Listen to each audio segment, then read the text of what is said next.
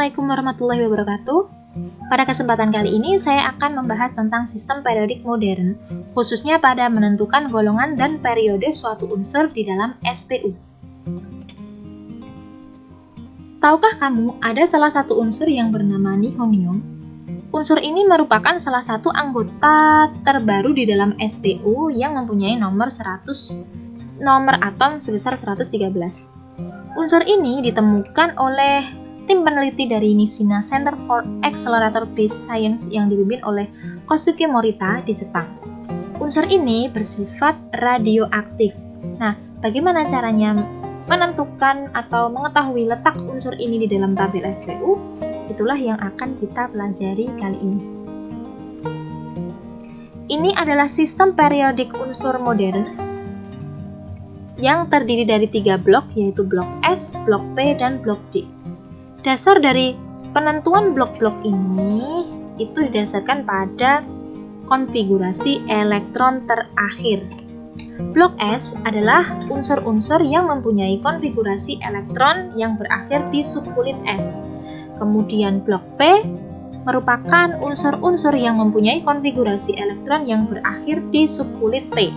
Kemudian blok D adalah unsur-unsur yang mempunyai konfigurasi elektron yang berakhir di subkulit D. Kemudian, golongan utama atau golongan A itu mempunyai nama-nama atau sebutan khusus.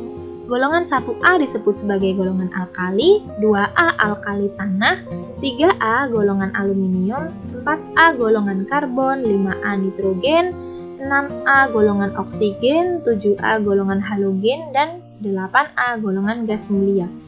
Kemudian golongan B itu disebut sebagai golongan transisi.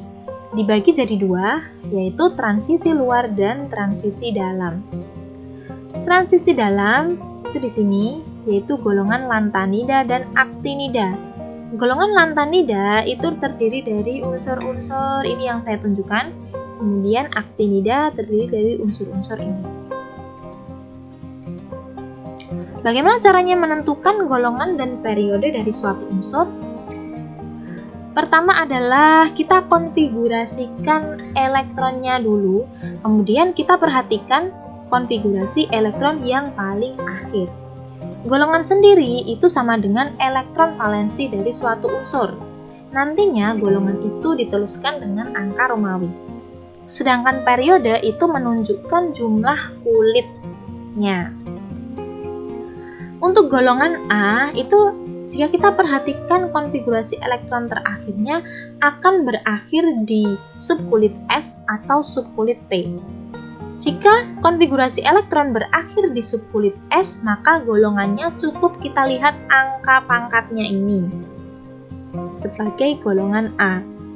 Kemudian, jika konfigurasi elektronnya berakhir di subkulit P, maka untuk menentukan golongannya, kita jumlahkan angka pada S sebelumnya dan angka pada P yang bagian pangkatnya ini atau elektronnya. Jadi X plus Y golongan A. Kemudian, untuk golongan B sendiri, kita perhatikan konfigurasi elektron berakhir di subkulit D, maka golongannya nanti kita jumlahkan pangkat di S dan pangkat di D-nya. Jadi X plus Y golongan B. Bedanya dengan golongan A, kalau A berakhir di P, kalau B berakhirnya di D. Sedangkan untuk periode sendiri, kita lihat angka N yang paling besar di dalam konfigurasi elektron itu. Ini kan angka depan ini kan N-nya itu kan bisa 1, 2, 3, dan seterusnya. Sesuai dengan konfigurasi elektronnya. Ini contohnya ini, S1 berarti 1A, S2 berarti 2A, S2P1 berarti 3A, dan seterusnya.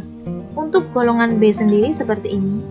Nah, yang perlu diperhatikan nanti, kalau dijumlahkan untuk golongan B, jika jumlahnya itu 8 sampai 10, maka masuknya adalah golongan 8B. Jika jumlahnya ini 11, maka golongan 1B. Kalau jumlahnya ini 12, maka golongan 2B.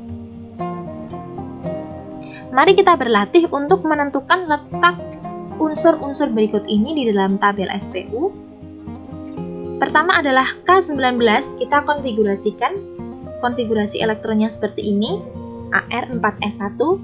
Nah, ini berarti konfigurasi elektron berhenti di S. Oleh karena itu, untuk menentukan golongannya, tinggal kita lihat angka pangkatnya ini. O1 berarti golongan 1A. Kemudian periodenya adalah angka N yang paling besar. Ini angka N di depan tadi. Berarti ini periode keempat. Selanjutnya untuk Al, ini konfigurasi elektron berakhir di subkulit P. Maka dari itu, untuk menentukan golongannya, kita jumlahkan S dan P-nya. Nih. S dan P-nya adalah 2 ditambah 1. Maka Al ini terletak di golongan 3A. Kemudian periodenya masih sama, angka N di depan yang paling besar, yaitu periode ketiga. Coba kita perhatikan pada nikel 28, konfigurasinya adalah Ar4s2 3d8. Berarti nikel ini mempunyai konfigurasi elektron yang berakhir di subkulit D. Maka dari itu, untuk menentukan golongannya, kita tambahkan elektron di S dan elektron di D. 2 ditambah 8 kan 10. Tadi jika jumlahnya 8, 9, dan 10, maka masuknya adalah golongan 8B. Kemudian periodenya itu kita tentukan angka N yang paling besar. 4 dan 3, ini lebih besar 4. Maka dari itu periodenya adalah periode keempat. Jadi Ni ini terletak di golongan 8B pada baris keempat.